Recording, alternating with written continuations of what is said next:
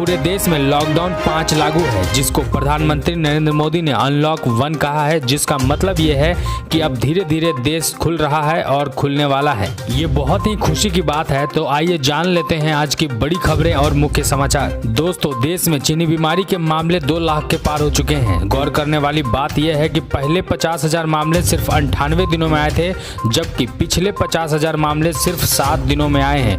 आज की बड़ी खबर, प्रवासी मजदूरों को सबसे ज्यादा राहत देने वाला श्रमिक स्पेशल ट्रेन जो उनके गंतव्य राज्य उनके घर तक पहुंचाया, वो अब देश में बंद होने वाला है। आज की एक और बड़ी खबर, सोनू सूद पहले बसों के जरिए प्रवासी मजदूरों को उनके घरों तक भेजे, उसके बाद 1000 प्रवासियों को ट्रेन से उनके घर भेजा। खुद रात के 2 बजे थाड़े रेलवे स्टेशन पर पहुंचे। आज की एक और बड़ी और अच्छी खबर, 71,244 प्रारंभिक स्कूलों में 94,000 शिक्षकों की भर्ती का रास्ता साफ हो गया, यानी 94,000 शिक्षक भर्ती होंगे। दोस्तों, इस वीडियो में बहुत सारी महत्वपूर्ण खबरें हैं और काम की खबरें हैं आपके लिए, तो इस वीडियो को पूरा लास्ट तक जरूर देखिएगा। और आपसे एक छोटा सा रिक्वेस्ट है, अगर ये वीडियो आपको पसंद आए तो इस वीडियो को लाइक जरूर कीजिएगा, क्योंकि वीडियो बनाने में बहुत मेहनत लगता है। आइए बढ़ते हैं पहली खबर की ओर। देश में चीनी बीमारी से संक्रमित लोगों की संख्या मंगलवार को 2 लाख के पार हो गई। अब भारत दुनिया का 7वां ऐसा देश है जहाँ 2 लाख से ज्यादा लोग इस बीमारी की चपेट में आ चुके हैं। 30 जनवरी को देश में संक्रमण का पहला मामला सामने आया था। इसके 98 दिनों के बाद यानी कि 6 मई को यह संख्या बढ़कर 50,000 हुई। इसके बाद रफ्तार में तेजी आई, फिर अगले 27 दिनों में संक्रमितों का आंकड़ा 2 लाख के पार हो गया। शुक्र है, सबसे ज्यादा आबादी होने के बावजूद अन्य देशों के मुकाबले यह रफ्तार धीमी है। अमेरिका में सबसे तेज 72 दिनों में 2 लाख से ज्यादा लोग संक्रमित हो गए थे। भारत में यह आंकड़ा 125 दिनों में पहुंचा है। और मैं आपको बता दूं कि देश में चीनी बीमारी के मामले 1.5 लाख से 2 लाख होने में सिर्फ 7 दिन लगे हैं। इसका सीधा मतलब यह है कि भारत में अब हर 7 दिन में 50,000 मामले आ रहे हैं। दोस्तों, अब आइए जान लेते हैं चीनी बीमारी अपडेट के बारे में। तो मैं आपको बता दूं कि पूरी दुनिया में अब तक 64,40,050 लोग संक्रमित हो चुके हैं। वहीं 29,46,602 लोग इस बीमारी से ठीक हो चुके हैं और 3,80,228 लोगों ने अपनी इस बीमारी से जान गंवा दी है।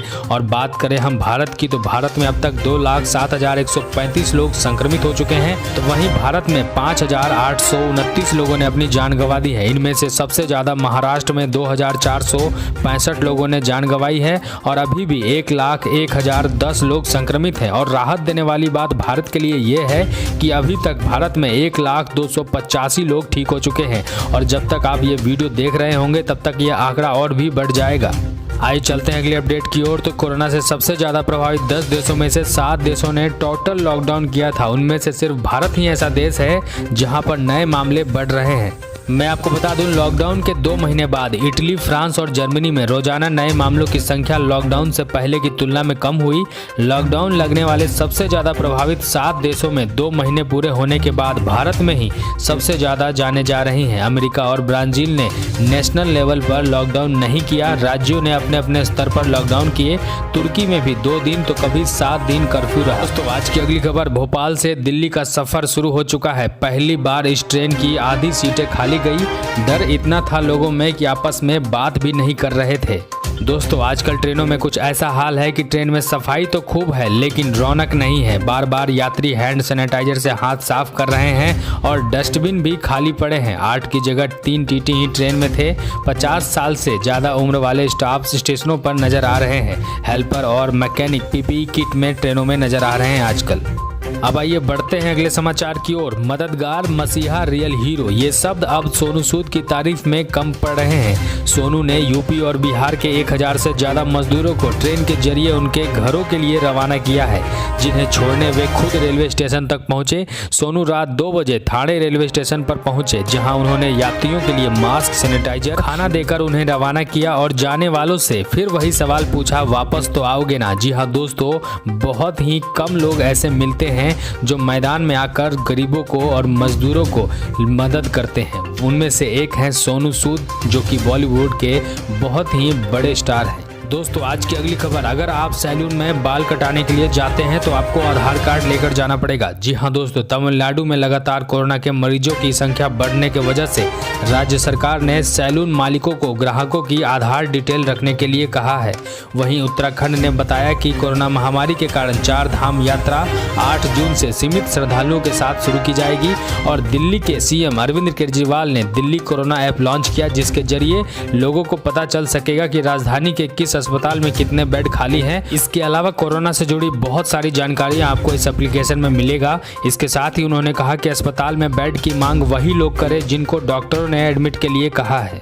आइए बढ़ते हैं अगले समाचार की ओर। बिहार में 71,244 प्रारंभिक विद्यालयों में करीब 94,000 पदों पर शिक्षकों की नियुक्ति का रास्ता साफ हो गया है। शिक्षा विभाग का प्रारंभिक शिक्षा निदेशालय शीघ्र ही 42,606 प्राथमिक और 28,638 मध्य विद्यालय और 391 बुनियादी विद्यालयों में शिक्षकों के नियोजन का कार्यक्रम जारी कर सकता है और जल्द ही भर्ती की प्रक्रिया शुरू की जाएगी। आज का अगला अपडेट, प्रधानमंत्री नरेंद्र मोदी प्रधानमंत्री आवास पर केंद्रीय कैबिनेट मंत्री की बैठक बुला रहे हैं।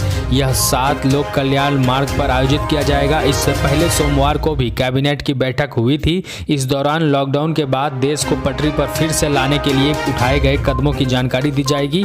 आत्मनिर्भर भारत के लिए जो फैसले लिए गए हैं उसके बारे में भी बताया जाएगा। मैं आपको बता दूं कि इससे पहले गृह मंत्री से प्रधानमंत्री इस बारे में कल रात ही मिल चुके हैं। आज की अगली खबर, बाबा रामदेव ने किया है दावा, पतंजलि ने बना लिया है कोरोना की दवाई, वैज्ञानिक प्रमाणों के साथ करेंगे पेश। दोस्तों, योग गुरु बाबा रामदेव ने यह दावा किया है कि उनकी कंपनी पतंजलि आयुर्वेद ने कोरोना के इलाज की 100% कारगर दवा बना ली है। इस दवा का परीक्षण चल रहा है, जल्द ही इसे वैज्ञानिक प्रमाणों के साथ लोगों के सामने पेश किया जाएगा। बाबा रामदेव ने अमर उजाला से बातचीत में कहा कि कोरोना गलत मानवीय व्यवहारों का परिणाम है। योग और आयुर्वेद से हो सकता है 100% इसका इलाज।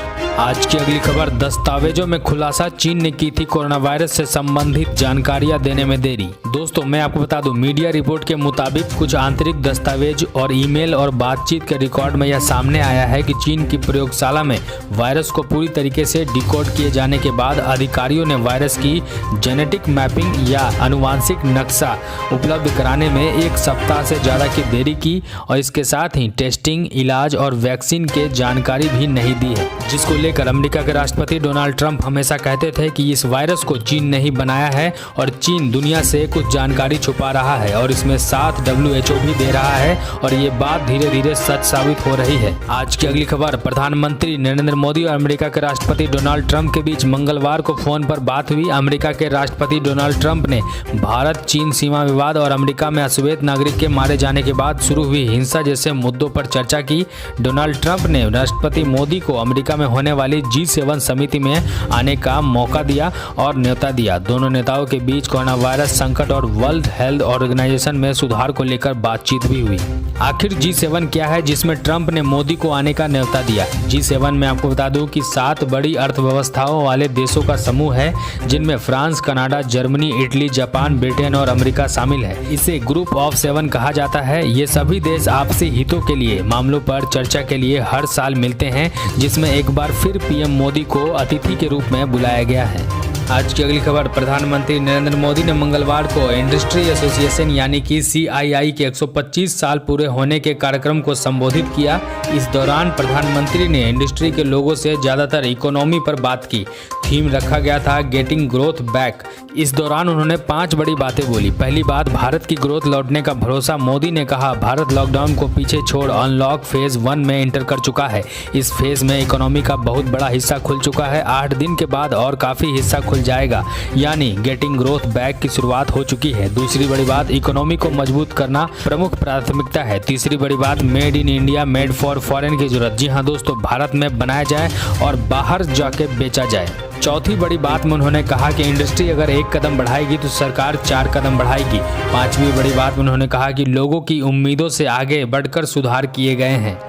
आज की अगली खबर, भारतीय स्टेट बैंक ने बचत खाते पर वार्षिक ब्याज दर 0.05% घटाकर 2.7% कर दिया है। बैंक की वेबसाइट पर उपलब्ध सूचना के अनुसार संशोधित ब्याज दरें 31 मई से लागू हो गई है, यानी कि आपके खाते में अगर पैसा है तो उस पर आपको कम ब्याज मिलेगा। इसके साथ ही ICICI बैंक ने भी खाते के सेविंग अकाउंट के ब्याज को कम कर दिया है।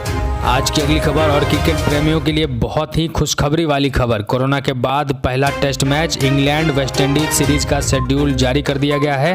पहला मैच 8 जुलाई को होगा और तीनों मुकाबले खाली स्टेडियम में खेले जाएंगे। मैं आपको यह भी बता दूं कि वेस्टइंडीज की टीम 3 हफ्ते तक ओल्ड ट्रैफर्ड में रहेगी। यहाँ कुछ दिन तक खिलाड़ियों को क्वारंटीन में रहना होगा। इसके बाद वह ट्रेनिंग शुरू करेंगे।